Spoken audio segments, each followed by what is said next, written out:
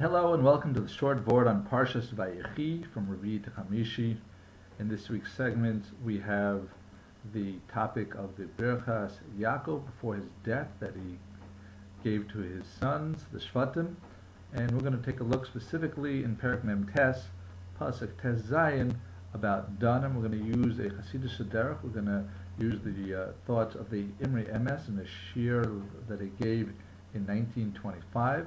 And that is Rav Avram Mordechai Alter, who lived from 1866 to 1948, and he was the third Gerer Rabbi.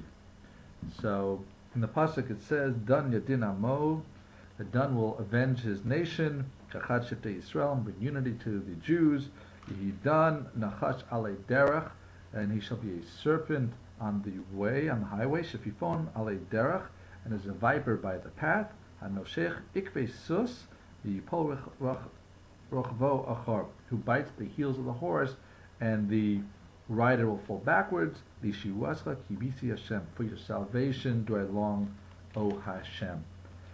So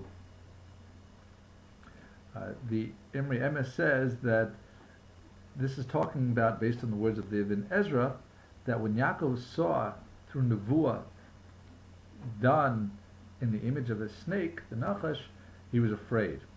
So Rabbi Yitzchak Karo alav Shalom asked, why was Yaakov afraid? He'd seen Yehuda as an aryeh, as a lion, so why was he afraid when there was an image of a snake?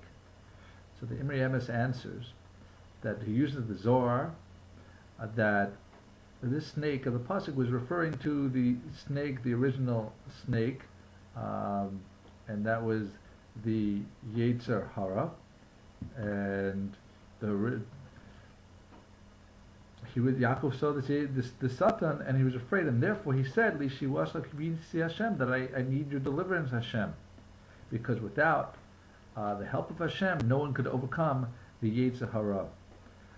Midrash mentions about Dan Yadin Amo, that the Dan will avenge his nation, Kachad, as one, that this was the one unique individual who did not need help in war for anyone else, and that's talking about Shimshon Hagibor, who was from the Shevet of Dan, and therefore we're talking to him, and he was the one who, that's why the pasuk talks about the snake that bites the horse's foot and then collapses the rider, because in his greatest victory in the end was he himself in the temple killed 3,000 of the Pelishtim, our enemies at the time, even though it took his own death. But everyone else, they need assistance from Hashem. And of course, that was assistance also from Hashem, but he was fighting the battle on his own without the assistance of other people.